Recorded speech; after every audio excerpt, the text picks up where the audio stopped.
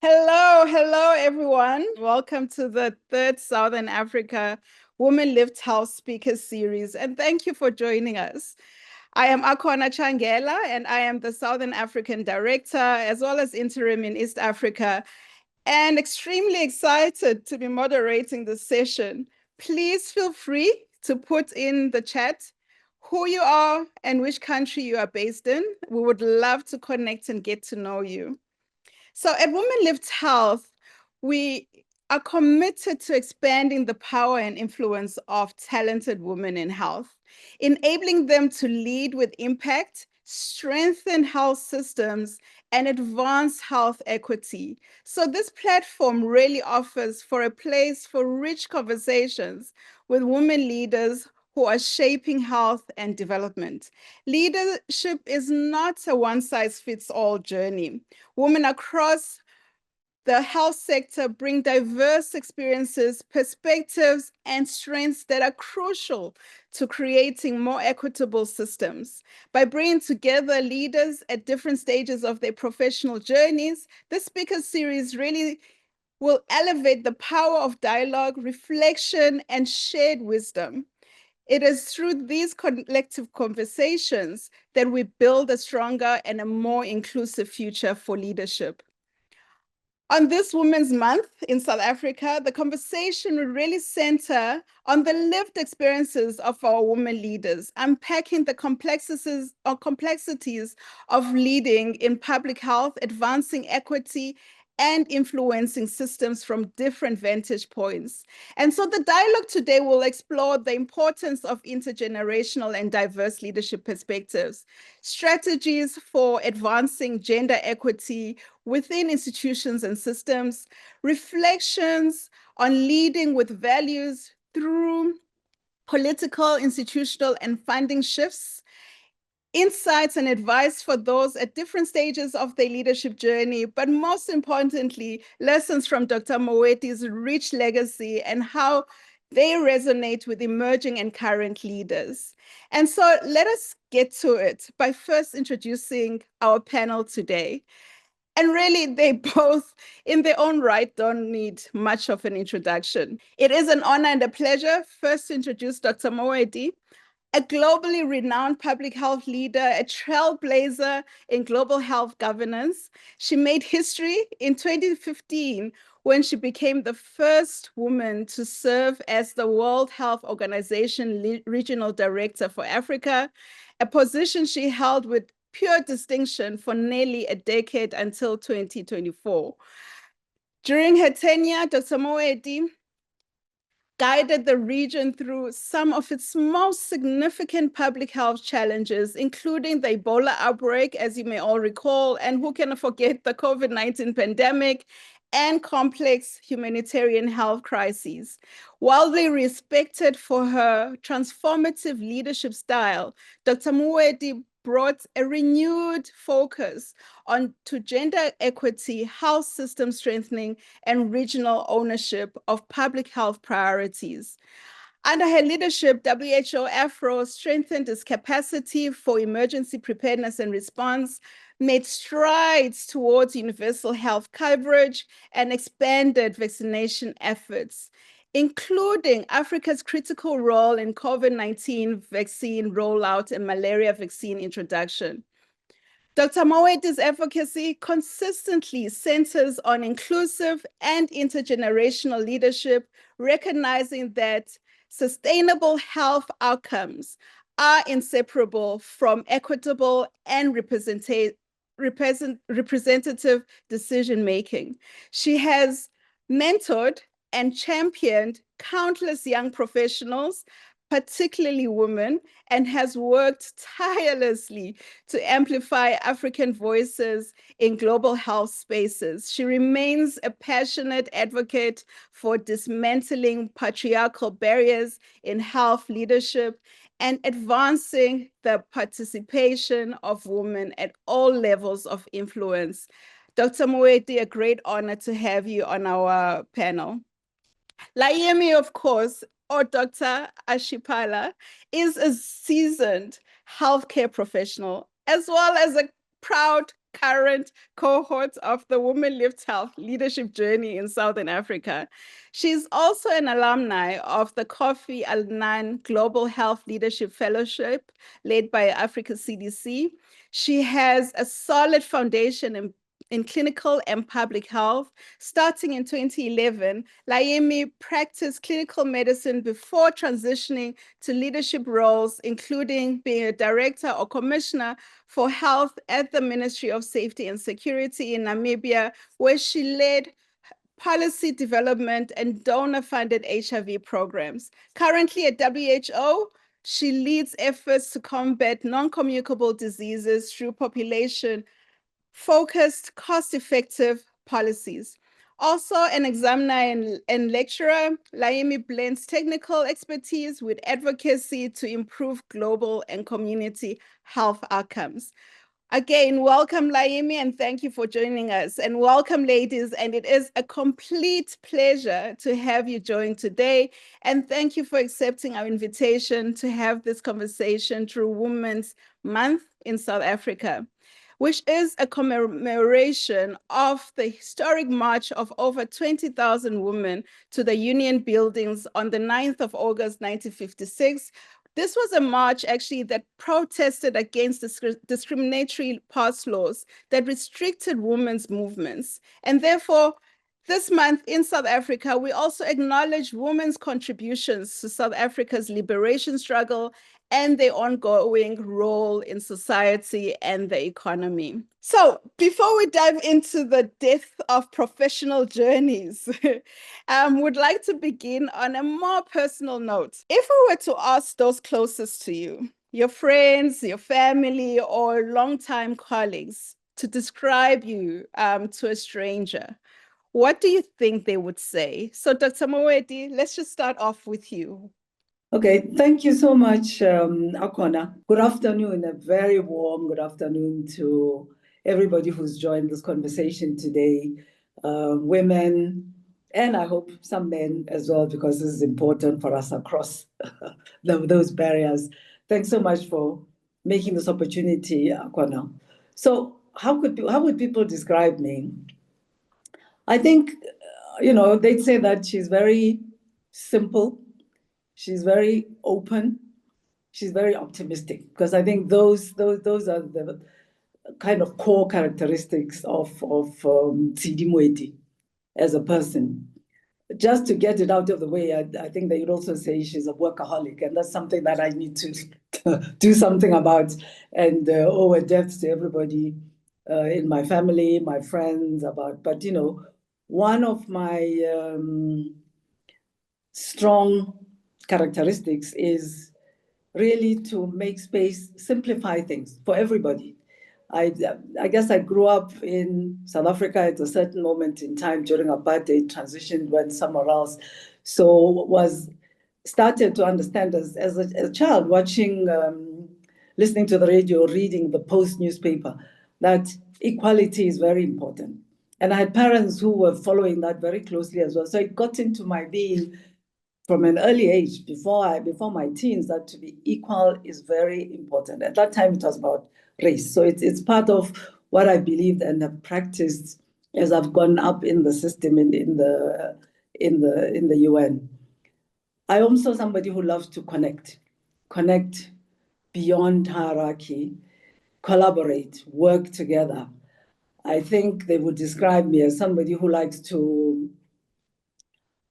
be responsible for my role as a leader, as a director, as the regional director, but was also very much able to share power. So I had a deputy, I had directors, and was able very comfortably to let them have their space to exercise their authority, but took responsibility for what we were doing at WHO in the region. So I believe very strongly in giving space, in respecting even my kids. If you ask my children, for example, I've got 2 daughters and then 4 stepchildren as well. They will all, this is somebody who gives space. I'm the oldest in my family, big sister, but if you see me with my youngest brother, Dr. Temba Moeti, you'll see that I'm a big sister who gives space. And then very importantly, I'm somebody who's transparent and accountable. I'm also on the more personal side, a music lover. So I'm an avid jazz lover. So I'm somebody who's following people like Hugh Masekela. I had the luck to get to know Ubra Hugh because I grew up in Guatemala Springs. His uncle had a shop there, was a good friend of my dad's. So I used to meet him and I chase after jazz concerts. I'm a music lover, sports lover. I play tennis. I used to play squash when I was younger. I'm still walking. I can no longer do those things at this age. But I mean, very centrally, I'm somebody who believes in giving space, respect, and enabling others to do their best. My kids at home, husband, and colleagues. Thank you so much, Dr. Moeti, for sharing. That was beautiful. And I think I've also gotten to know you even better now as a Human Sigela fan. Laimi, tell me, what would your people say to strangers about you? Thank you very much, Akhona, and greetings to all the listeners. And just as a disclaimer, I'm not a music lover, so I can't dance. So, Dr. Moeti, you have something to teach me there. Again, once, thank you very much for the question. So, although these people know me from different environments, they will probably use similar words to describe me. And in my circle or people that I know, I have different names, and how you call me define for me where we have met. So, friends, although I have very few, they would say Laimi is an authentic, caring person and a person of humor, sometimes dark humor. This is because in the friendships circle, I am known to tell friends reality, irrespective of how that reality sounds like. And also, I care about their well being, their growth, making it known to them that I'm always available to support them in any means where I can. And I find humor in any situation so that I avoid suffering, and my laughter is actually from my heart. So my family would say, and this time they won't refer to me as Laimi, they will say Naliche. I'm a family-oriented being. By the way, I'm married with 2 kids, and I'm very intentional about being a family member. My sisters can also attest to that. I am reliable, I'm humble. I don't allow the title to define my existence because I believe I'm Naliche before I am a doctor.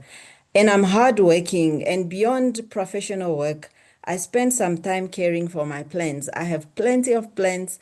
My husband now and then says that I'm the reason there's a lot of mosquitoes in the house. And my sibling says that I'm stubborn, but I believe it's a subjective feeling that people have toward last bonds in our culture.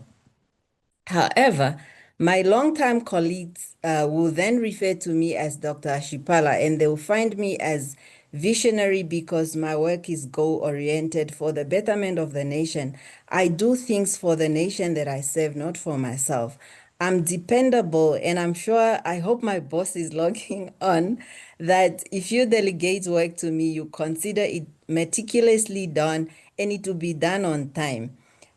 Some colleagues also describe me as complex because my reasoning is most of the time not predictable. Although they find me authentic, truthful in what I communicate, and I'm trustworthy. I just have also a disclaimer that this is how they would describe me because these are the views they have expressed in multiple assessments that they've undertaken in my life. Thank you, Akhona. Thanks, Laimi. And I'm sure I can concur as the last born, we have the same traits that we have given to stubbornness, but it's okay, it's fine. Pleasure to get to know you both really closely.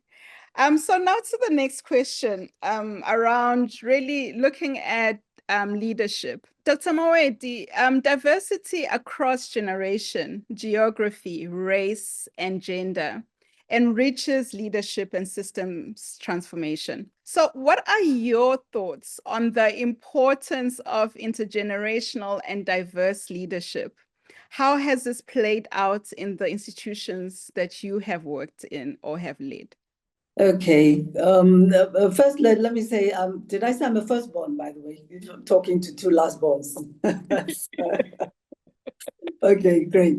No, I think that diversity in leadership and in intergenerational leadership is absolutely vital. It's extremely important, and it hugely improves the impact and the effectiveness of decisions and actions that are taken. It's really important to have people of different backgrounds because they bring unique value and actions and impact. So without, if we have a unidimensional team and process, it's going to be narrow. The chances of success are going to be very, very limited. And I think there's increasing acceptance and increasing acknowledgement of this in the private sector. I think the private sector is really communicates about this quite a lot and is putting into place action to benefit from diversity, and increasingly in the public sector, including in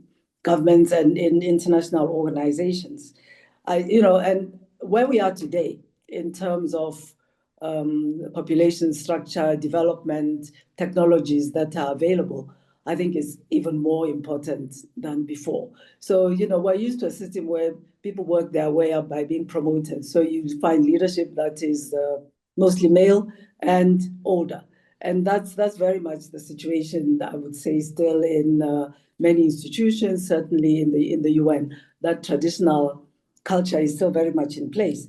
But we know that the way work is going, the way development is going, the way technological advancement is going, we have young people who bring capacities and skills that can very much complement what the more traditional leadership can do as leaders, not only as participants and contributors, but as leaders as well. And we see this accelerating, this need for diversity really accelerating. So if I talk about my own experience, in WHO Afro, if we look, and this is something that we worked on, at where's the leadership from, where's the majority of staff from? First, it tended to be a few countries that are very predominantly present.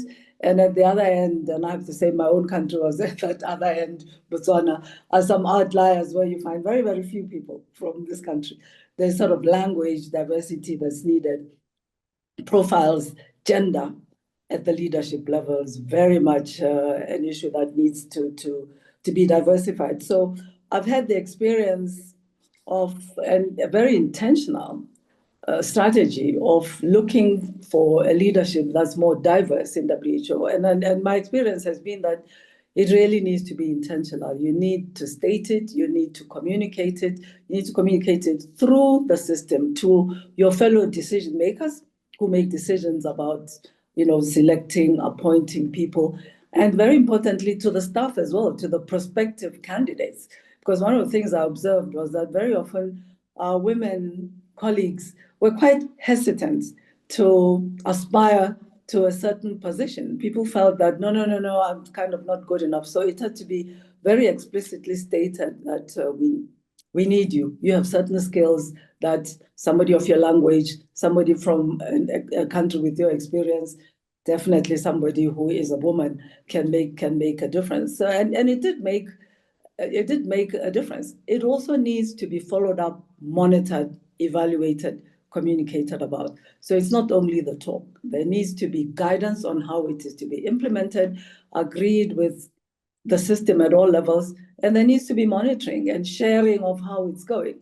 In Afro, we were lucky that it was actually not difficult to have almost immediately a leadership team of directors that had, at the beginning, more women than men if I was sitting around the table. They were there. There was an intentional process of encouraging people to apply and, believe me, not interfering in the process, but knowing that the capacity is there. It needs to be encouraged, acknowledged, evaluated, communicated, so that we start to see those shifts. And we did that through town hall meetings, statements in town hall meetings. I used to hold meetings with newer colleagues who've just come into the organization. I sometimes used to think before the culture kind of gets them, and help people understand that, I can aspire as a youngish woman to applying for this position. And as a male director reviewing the candidates, I can accept such and appoint such a candidate. Yeah. Thank you, Dr. Moeti, and your intentionality in terms of really transforming systemic change within WHO is well noted, especially around monitoring as well and bringing up the young women. And so, Laimi, back to you in terms of you working at WHO as well, and you're a young leader. Early in your career, what are your thoughts on the importance of intergenerational and diverse leadership? From where you stand, how have you experienced your voice being heard or not? And in leadership spaces, and what shifts do you hope to see as you continue to grow in your journey? Wow, Akhona, this is an interesting yet loaded question. So if I get you well, the question has three components. The first component is on the importance of intergenerational and diverse leadership. The second component is the experience of my voice being heard or not in leadership spaces. And then the last component is the shift that I'm hoping to see going forward, right? 100%. So before that, I just want to thank Dr. Moeti for recognizing the complementarity value of intergenerational leadership. I believe intergenerational and diverse leadership is essential for creating resilient and innovative solutions. Different generations brings complementary strength, and like Dr. Moeti has alluded to earlier, the wisdom and the institutional knowledge from our experienced leaders, and then the fresh perspective, digital fluency, and the bold thinking of young leaders. So while diversity, especially in gender, in culture, and in background, adds even more depth, allowing decisions to reflect realities of communities and the nations we serve. So early in my career, I've sometimes found my voice welcomed in leadership spaces. And this is particularly when my technical expertise and fresh perspective helped reframe a certain challenge where the technicality part of it then became very important. However, I need to be very honest that there have been times when my contributions were overshadowed by more established voices. You know, when you go in those rooms, you have people that are already known, their voices are established. So then they overshadow your new voice. And I want to believe that this is not done out of malice, but it's due to, and I would want to call it unconscious, inverted comma, bias towards seniority and gender. So in this moment, I've learned that there is importance of creating intentional structures, and I'll highlight bold italic the word intentional, because sometimes we create structures that are not intentional, and for as long as they are not intentional, they will not serve the purpose of why they were said to be there. So these structures include your mentorship, reverse mentoring, because I still understand or believe that senior leaders have something to learn from us. Hence, we call it reverse mentoring, and inclusive facilitation. This will ensure that all our voices are genuinely, and I'll still highlight bold italic the word genuinely considered. Sometimes we speak, but then our voices are heard but not considered. So I should acknowledge that this is not a very easy thing to do. So to date, like I've said earlier, I still enter rooms where my voice is not heard, not because they are not strategic, they are not factual, or they are not positive of nature, but simply because they are aired by someone who's different from the majority, be it the gender, the age, the race, the field of study, you name them all. So as I grow in my leadership journey, I hope to see leadership culture shifting from hierarchy driven to collaboration driven, where mutual respect flows both across generations. So from senior to junior and junior to senior. And I want to be part of promoting spaces where young leaders, they are not only invited to the table because they can also lay the table and be trusted with the influence, and where diversity is seen not as a checkbox. You know, sometimes we include people, it's diversity because it ticks all the boxes. And then when we present to the people that are more senior than us, then we say, no, there is inclusion. But actually diversity as a catalyst for better outcomes. Thank you. Thank you. I love your statement around allow young leaders to also lay the table instead of just only being invited to them, and having that intergenerational conversation. That is very important. And back to you, Laimi, as we can't actually avoid the conversation around the current context we are in, especially in public health, looking at really the different funding shifts and given the current political and geographical climate leading to institutional and funding shifts. What values or practical strategies are helping you navigate this time as an emerging leader? Once again, thank you very much, Akhona. And it seems like you're very intentional in getting us in a corner for very difficult conversations. But I always say that let's normalize having very difficult and uncomfortable conversations. So in today's climate of political shift and evolving funding priorities, I continue to base my leadership on three values that my parents actually instilled in me during upbringing. And those are values of integrity, accountability, and those of service. So these values have been my guiding star in moments of uncertainty, enabling me to make principled decisions, even when the external environment, especially funding, is unpredictable. So in practice, I just want to contextualize this, that first, I lead with evidence, ensuring that program priorities remain relevant and defensible even as resources tighten. And I'm sure people that I work with can attest to this. Regarding evidence, I always say, okay, what are the numbers? Are these numbers making sense? Okay, we have a problem with the system, data systems. So our interventions need to be evidence-based. So as the NCD program officer at the WHO Namibia country office, I lead a program which is historically less funded.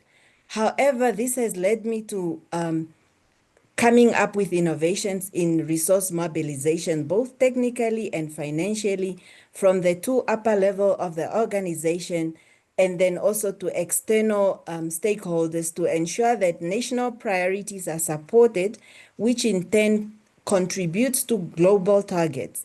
And again, during my time as I was heading the National HIV STI program within the Ministry of Health, for example, we ensured that our programming is data responsive. And I'm using the word we because it was never Laimi, it was not Dr. Ashipala, it was we as a team, ensuring continuity of care despite budget reductions.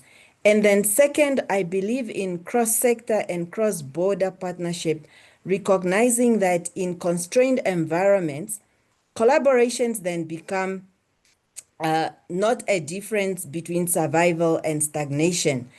And thirdly, I embrace adaptability, whether that has meant identifying alternative funding, like I've alluded to earlier, rethinking of strategic priorities, or introducing cost-effective innovations to sustain the achievements that we've made thus far, because we have not made so much achievement that we can afford to lose them. So we need to sustain and even strive to get more achievement than the ones we got now.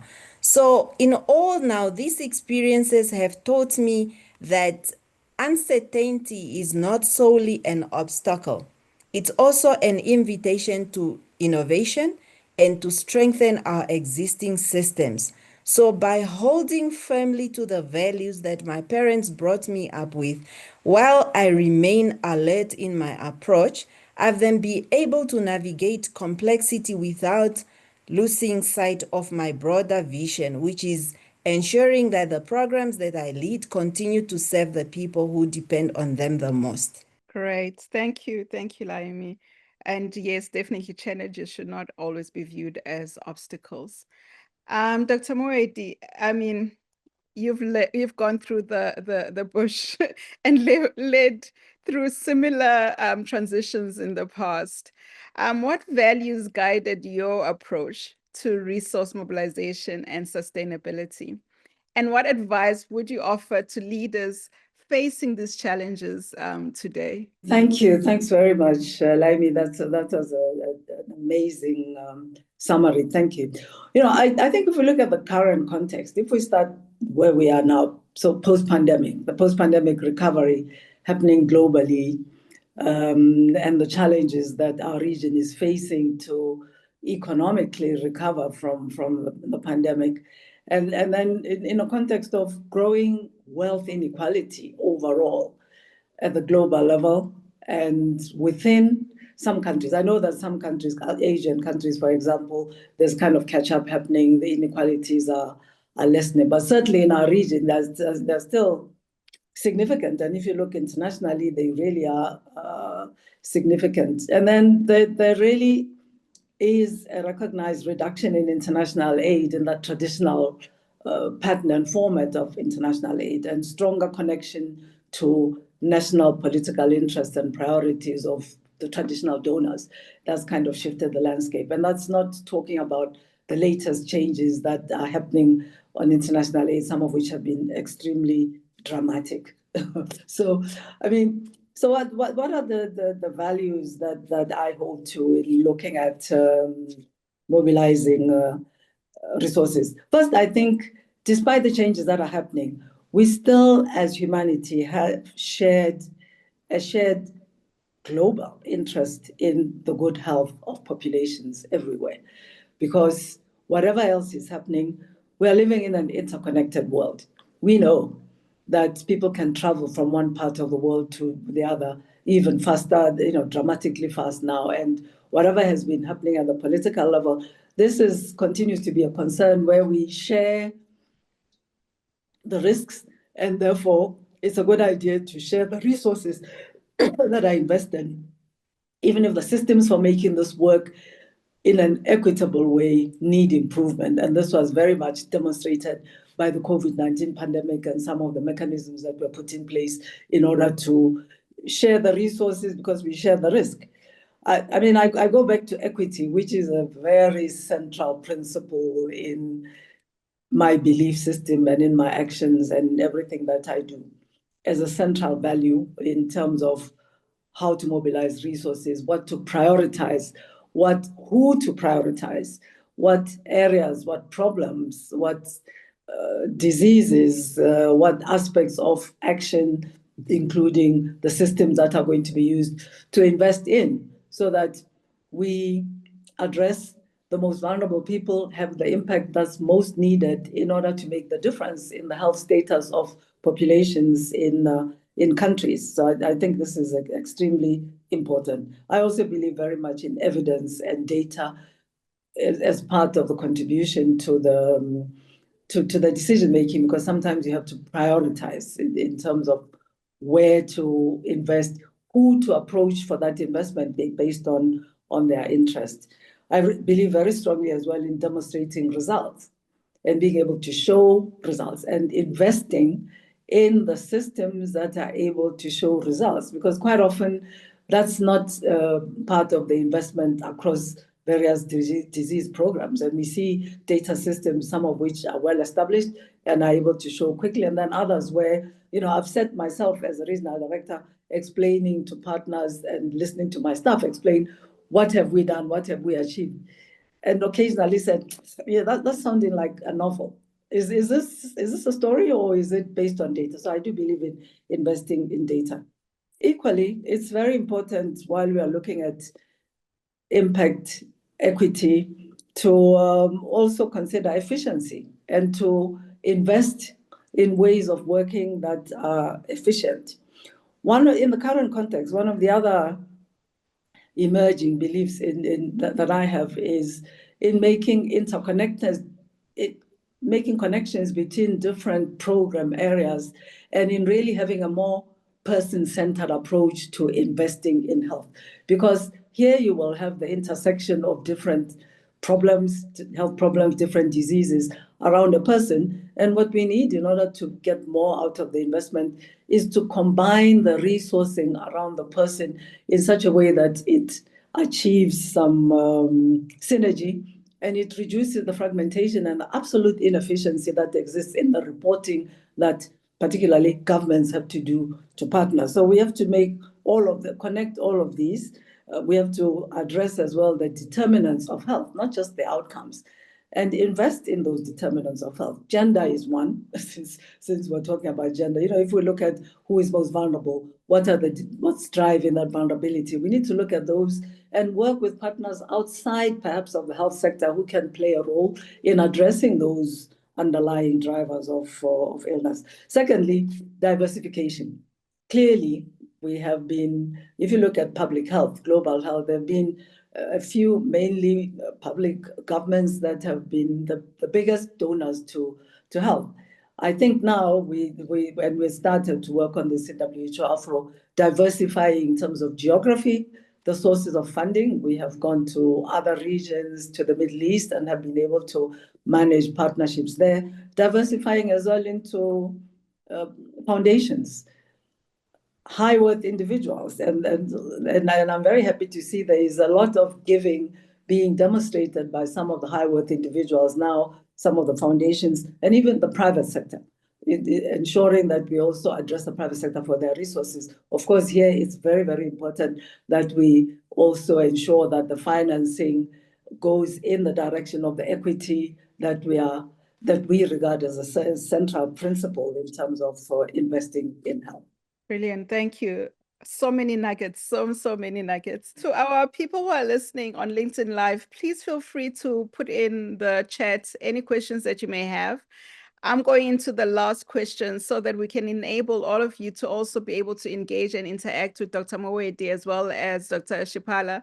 And so please do feel free. We'll take those in and I will just definitely be asking those questions. And so Dr. Moeti, as a last reflection and a question from me is, as someone who has broken barriers and led at the highest level, what challenges did you face in paving the way for other women in health leadership? And I know you've alluded and mentioned a few of those. And how do you see your legacy reflected or perhaps misunderstood by the younger generation? Okay. I was starting with the challenges first and foremost. I often look in the more developed countries, so to speak, and look at how has gender equity moved in these societies where the resources are there, the principles of equity are very strongly articulated in the public discourse. And then I've understood that actually the challenges are still significant. And if you look at sort of leadership positions in different institutions in the public and private space in more developed countries. So I think one of the challenges actually was, addressing the need for this equity explicitly and having it internalized and accepted as part of the norm, because the structure within the organization was so much the other way. If you looked across a room, if you looked at who's sitting around the leadership table, if you looked at who is feeling able to speak, to actually raise their hands and make a comment, it was clear that this really needed, again, a very explicit articulation as one of the priorities to all the staff, all our partners in our strategy, and to making it a visible part of what we monitor and report on and review collectively as we look at how we're doing, progress that we're making, and working on changing the culture. I have to say, as I was transitioning out, I was like, yes, we did make some progress, but there is still a huge amount to do. So to get that internalization, normalization of this as an intention among the staff at all levels, and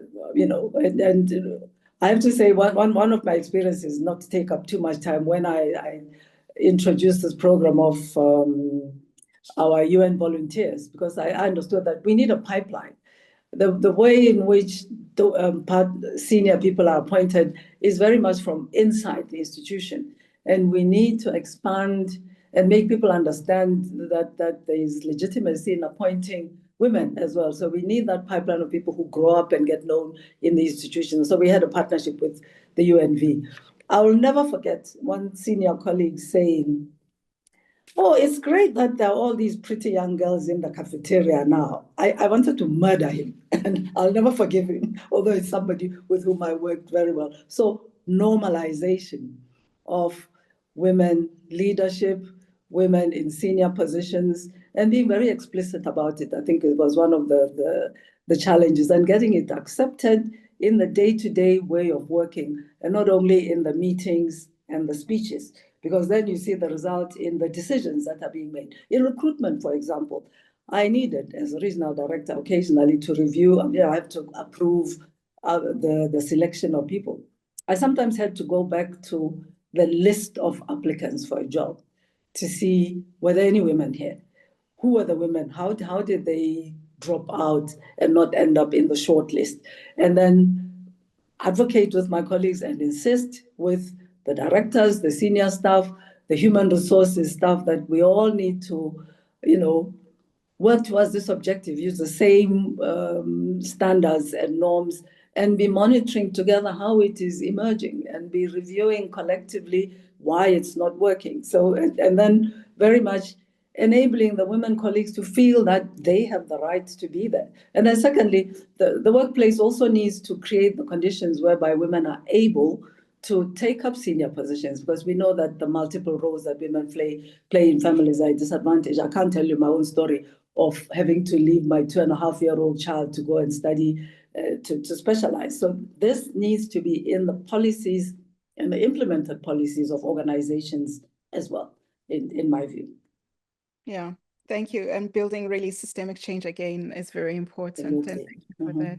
And Laimi, having heard from Dr. Moeti, and how does paving the way look for our generation of women leaders, and what kind of legacy do you hope to leave for those coming after you? It seems like we have still a lot of work to do. So I'd love to hear from your perspective. What is the legacy you hope to leave? Sorry, one thing I forgot to say. Yes. Male allies. This needs to be owned by male leaders as well. Because for the moment, they are the majority. That is so true. Yeah. Thanks, Dr. Moeti. Yes, Laimi, over to you. Yeah, thank you very much, Akhona. And I was now thinking, is Dr. Moeti now reading my mind? Because male allyship was also one of my points to consider in response to your question. So I'll respond to this question from maybe with 3 points. First, for just the generation of women leaders, and then for me, myself, and then the legacy that I hope to leave. So for my generation of women leaders, paving the way means moving beyond simply gaining a seat at the table. And I like talking about the seat at the table because most of the time it's being referred to as, yeah, but you were part of that meeting, or no, but you were part of this committee.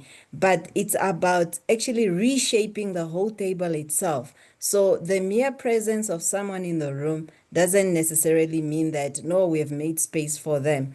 It's about creating leadership spaces where women's voices are not only present to say, oh, Laimi was there, but also influential to say, Laimi said this other woman said this, and this is what is going to inform this policy. So where policies and culture support our ability to lead without having to sacrifice authenticity, because, there's something with women leaders, the motherly part of it, and sorry, men, there's something that you not understand, you not get it. It's so female, it's so women that there's some motherhood within us that allows us to be our own authenticity. So authenticity, by definition, for men and female, in my own views, is actually different, because there is a component that you guys, as much as you want to try and understand it, you will never understand it. and where mentorship is intentional and reciprocal.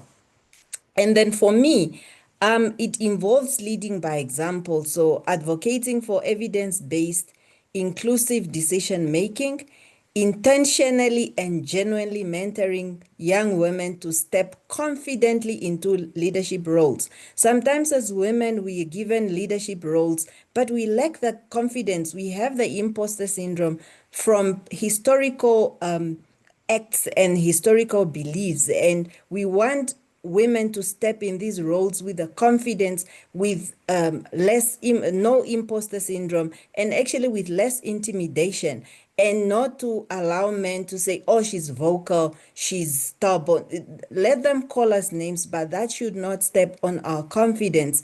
And we also need to challenging systems that preserve inequality. So there's a lot of policies that still preserve the inequality favoring men. So we need to challenge those.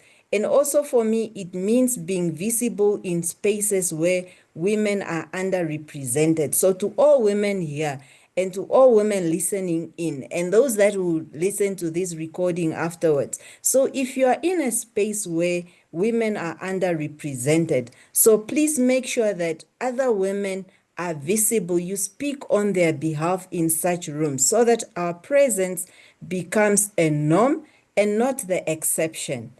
So coming to the legacy that I hope to leave, it's actually that of a widened pathway. Like now being in public health in Namibia, small country, female, it's something very unpopular. So the path is very, very narrow. So I hope that one day when I'm not here, that path has widened a bit, where women who follow don't just inherit opportunities, but they inherit a leadership culture that is equitable, collaborative, and empowering. I want them to find fewer barriers and more bridges that I hope I would have built by then, because women leaders of our time were deliberate. This is now us, Akhona, Dr. Moeti, that we were deliberate about dismantling all the policies, all the structures that held us back. So that's the legacy I hope I'll leave behind. That's powerful, Laimi, and thank you for sharing. And I am definitely with you in every step of the way. So we are getting a lot of questions from our LinkedIn Live, and we'll try and go through most of them. I cannot promise to go through all of them. And I'll start with one that talks about diversity and really pose it to probably both of you in terms of how can diversity be embedded as a catalyst for innovation rather than a compliance exercise? And this is coming in from Melanie. And so, Dr. Moeti, if you'd like, please go ahead, and then I'll let Laimi to just connect the dots and fill it in as you like. Okay, that's a very interesting question. So it's not just a matter of we're ticking the boxes, but there's value in diversity, and Right. it is demonstrable, and it is acknowledged, and it's visible, and it's accepted. I mean, I think that as these shifts are happening and as the changes are occurring, it's important to explicitly discuss what is happening, to bring it to a conscious level among the people that are part of making decisions, participating in processes, so that it's not something you do at the beginning of, in your administrative processes, tick box, and then there's nothing that shifts and changes in terms of, and I think Laimi spoke very eloquently about the environment, the culture, as it is lived on a day-to-day basis.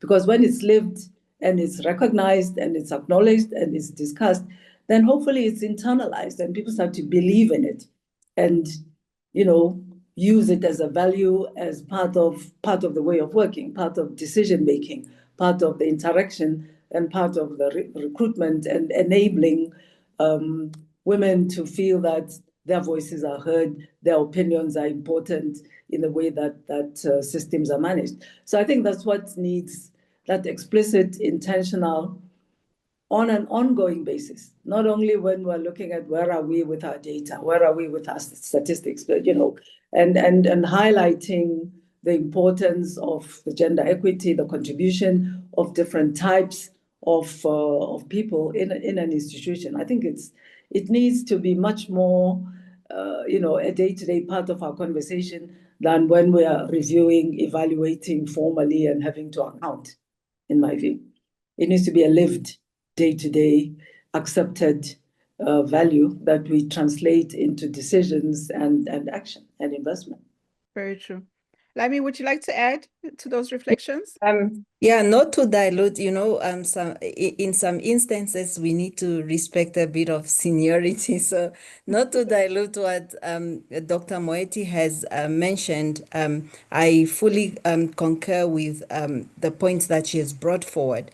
So for me, I just want to say that, as a nation, as a country, as a community, as an organization, you have a vision, you have a goal, right? Then you'd want to then say, how am I going to achieve those goals, those vision, but having diversity as a team to achieve those goals? And like Dr. Moeti said, it's not the ticking the boxes, we have taken a person from this and this.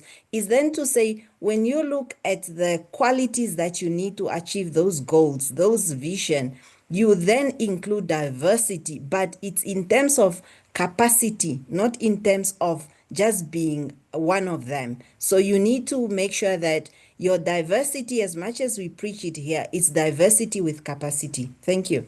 Thanks. Okay, Thanks. so I can I just come? Of course.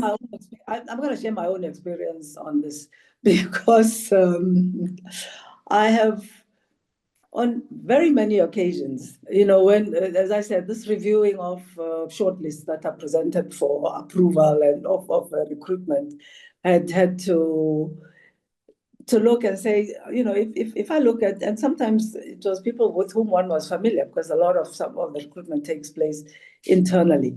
So if you look at the female candidates and then the validated male candidates, and that question of, but they must be, they must qualify.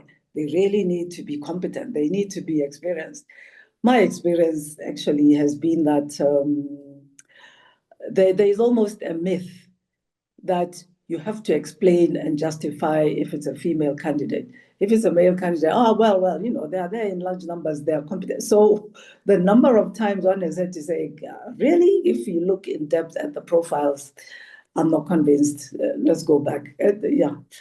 So that having to justify that women have the competence when they are in the room and when they are selected and when they occupy a position, I've found is something that we need to normalize and make disappear, or we need to ask that of everyone. And it is something that's been a preoccupation of mine in my experience of having to look for and quite often say, no, need women candidates here. Where are they? How did we eliminate them? And as I said, having to occasionally go back to the first list and look at the CVs of those people and Yeah. So those standards, the standards have to be the same.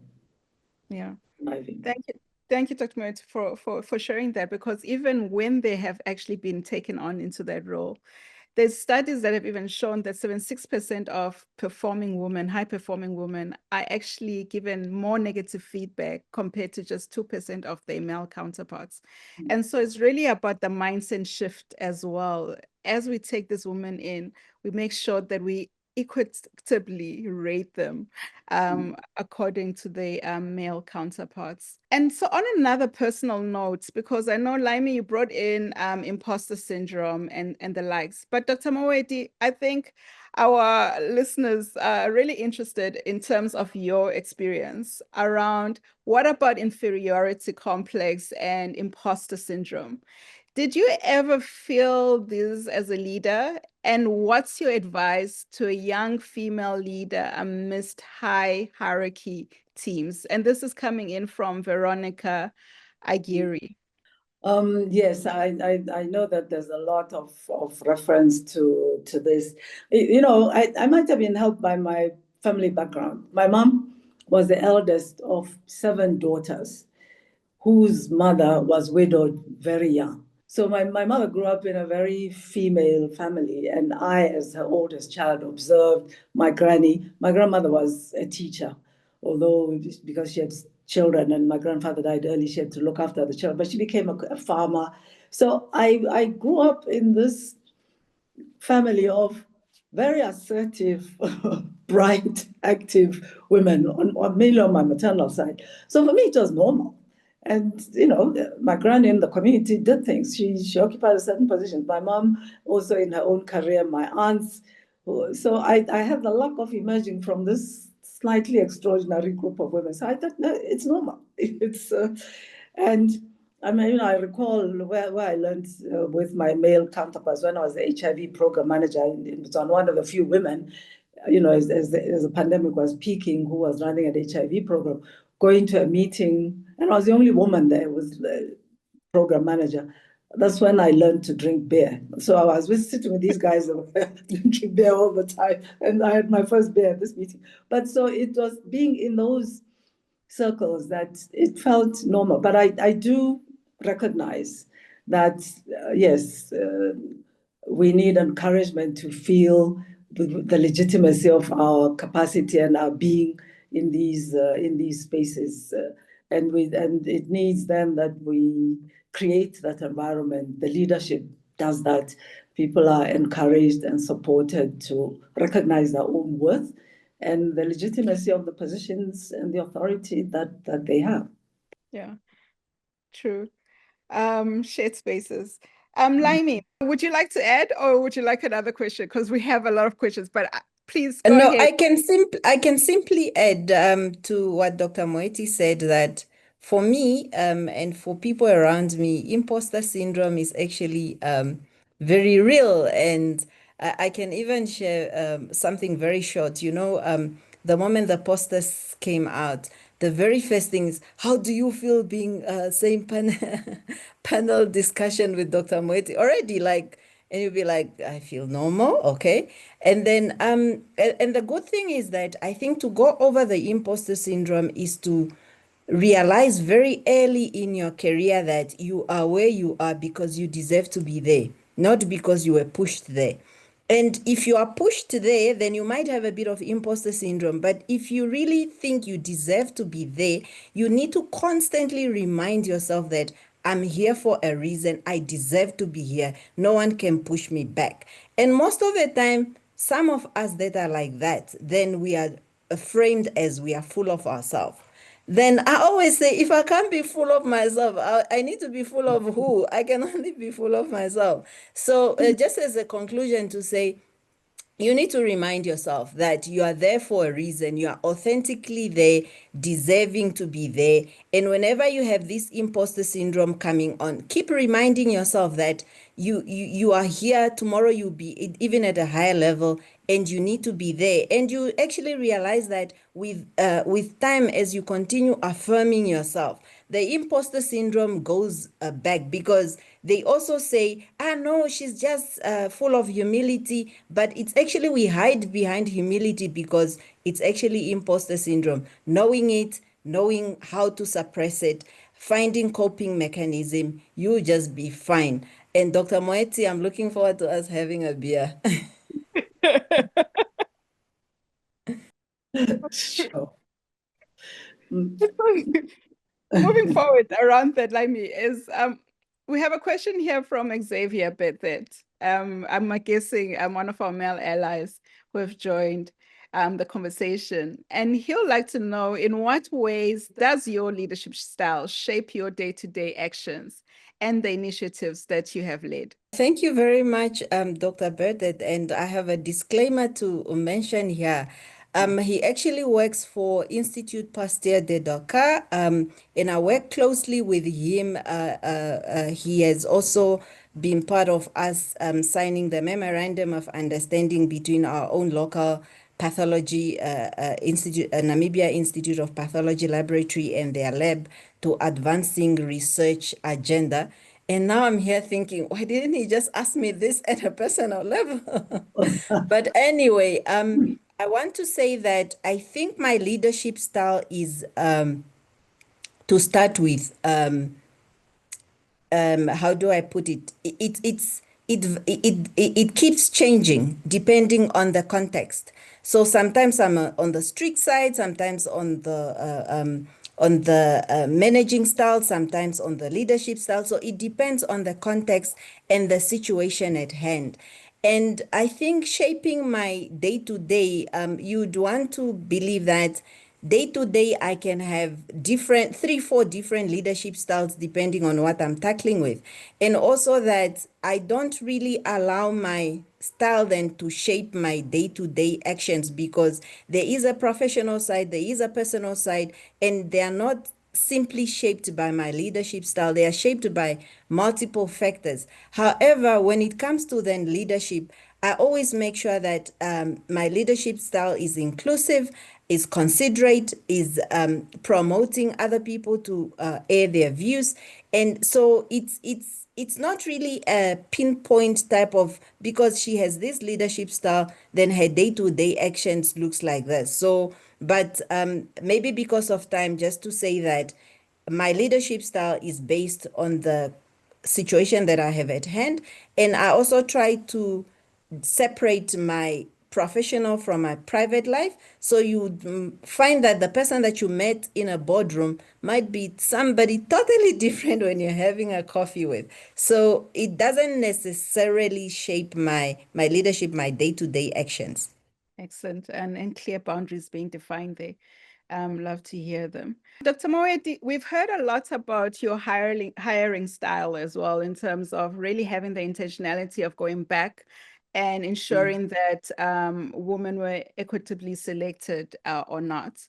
And so here we've got a question from Bageshri Gogate, and I'm so sorry if I have just destroyed your name. Asking, how do you avoid unconscious bias while selecting or hiring women candidates by women leadership? Of course, one needs to be very clear about the criteria. What is it that you are looking for? And I think we clearly referring to the qualifications, the qualities, the experiences that you are looking for in the candidate. And it's certainly very important to ensure that the standards are the same, whatever is the gender of the candidate. And I intentionally put that into the process, into my thinking, into the assessment.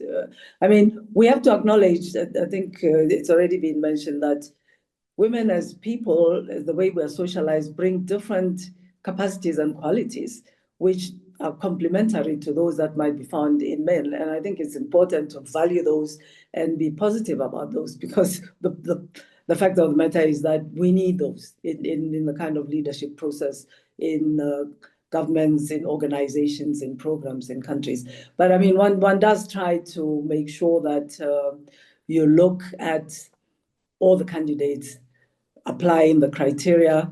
You are, as I've said, in most of the time when we are making selections, we get 2/3 of the candidates being male, I would say, and even more sometimes in certain types and levels of positions, and a relative minority being women. So one needs to look at fairness in that way. But yeah, I think we always be clear that these are the criteria being fulfilled, look for qualities that might be additionally helpful, but in the end, go back and ensure that you've looked at all the candidates in a balanced way. I think I can't say more than that in all the selection reviews that one has had to do. Right, right. Some of the questions I hope have been already answered through the other questions being asked. I'm going to pull one, I think for both panelists around the funding cuts, because I think everyone is talking about it for the past couple of months since the beginning of the year. And I think it's Francis Babazi who's asking, how can gender equity endure in light of First, WHO's funding cuts and the backlash against DEI programs in the US. So I think it's just two-sided. Funding cuts WHO is experiencing, as well as the backlash according to DEI programs in the US. How can we endure that? Maybe let me go first. And also as a disclaimer, I think it's by chance that she's the former regional director for WHO, and I work for WHO. And the views that we express here, although we make reference to the organization, are not entirely for WHO. And also to say that I would be very happy to answer in general the funding scope and not necessarily the WHO funding, because then that is for Prof. Yanabi, who's the regional director for Afro. I feel like first of all, we need to find alternative ways for domestic resource mobilization, because within our countries, we have a lot of wastage in terms of money to actually then fund our programs, so we become donor reliant. And I think this is the time, sometimes they say, if you were running and then you realize you have a muscle cramp, that's when you realize, how do I go forward without running? I need to go forward. I have a muscle cramp. I can't run. So do I crawl? Do I then roll? So we need to find those solutions within ourselves as Africans, as all the nations that are affected. We also need to make our visions and goals very clear to our leaders, so that they, in their resource allocation, they put that into consideration.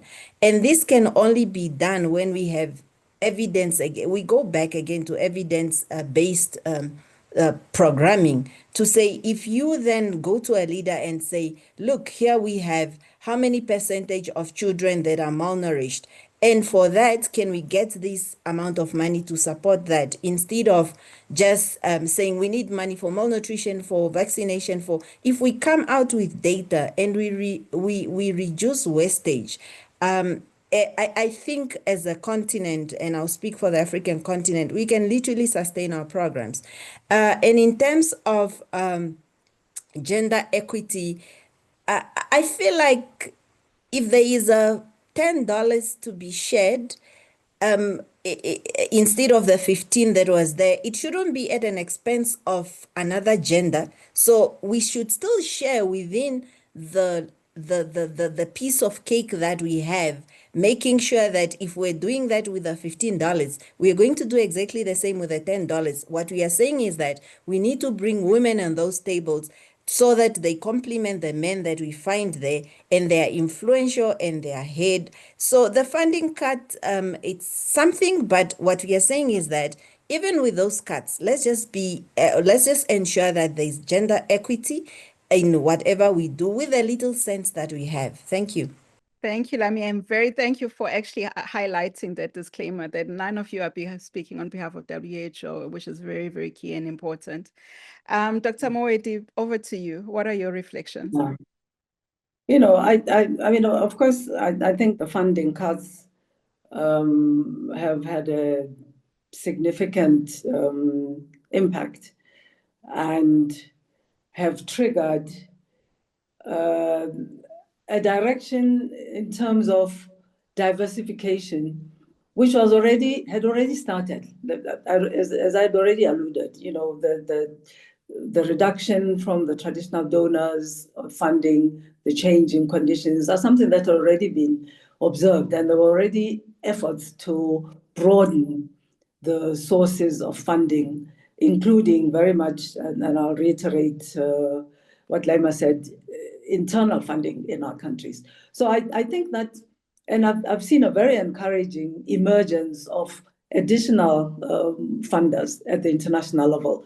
Some, very happily, some of the women billionaires are coming out strongly, very explicitly, in terms of financing international development and other regions, other countries. So I think that broadening, diversification, and working with all partners, but working with partners whose principles in terms of this and whose recognition of the importance of gender, since we could talk about gender equity, remains important, is something that we need to engage much more in. And I agree very much with reducing the fragmentation, increasing the connectedness of the funding around people, and very much improving the efficiency, making the money go a longer way. Because we know if we, in the way that the international financing has been structured in the past, that it's possible for it to be done in more connected ways. And there are initiatives on the part of the donors to be more connected among themselves as they work with organizations and with countries that are being financed. So I think to reinforce this trend, but acknowledge the importance of gender equity in leadership, because, you know, if we look at who is working primarily in the healthcare system in our sector, it's very much women. And it's a valid principle that they should have opportunities for leadership as men do. Very true. Thank you very much for such an enlightened conversation. And I can see also even on the chat, on the LinkedIn Live, that we all feel enlightened. And thank you so much for sharing your experiences. I think we heard around transformative change takes intentionality and ensuring diversity across board in a collaborative way is key. Also, I think one of the key nuggets was allow the youth to also be able to lay the table. I know I said this earlier, but it's just stuck into my mind, and not just invite them in the table and be part of it. And also drawing from not only at work, but personal values. We heard both of you share in terms of how you've grown up around equity, accountability, integrity, and really being of service within your professions. Also making sure that we understand that challenges should never be viewed as barriers or stop gates, but we need to be a bit more innovative to make sure that we can strengthen our systems, focusing on evidence-based informed decision-making in order to ensure that we can drive the results that we need for better health systems for all. Efficiency, person-centered approaches, ensuring that we combine resources, reducing fragmentation of those resources around a garnered shared cause are key. Diversifying funding would also be key, which is what we also spoke about. The need to change the organizational culture. Paving the way also means beyond just sitting at the table. Sitting on the at the table does not only mean presence, but also influence. And what has she actually said and spoken? Male allyship, key. I think we all agree that women cannot do this by themselves.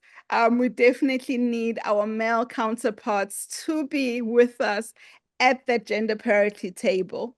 With that, really, I would like to say thank you very much to the panelists. We are literally at the time we agreed we would stop the discussions. To our listeners, thank you so much for joining us in this conversation and also really listening to such inspirational voices and a legacy that Dr. Moeti has already left, and the legacy that Laimi is building also for herself. So thank you very much, ladies and gentlemen. And with that, we'll say thank you, Nyambeni kakuhle, and enjoy the rest of your day. Thank you so much.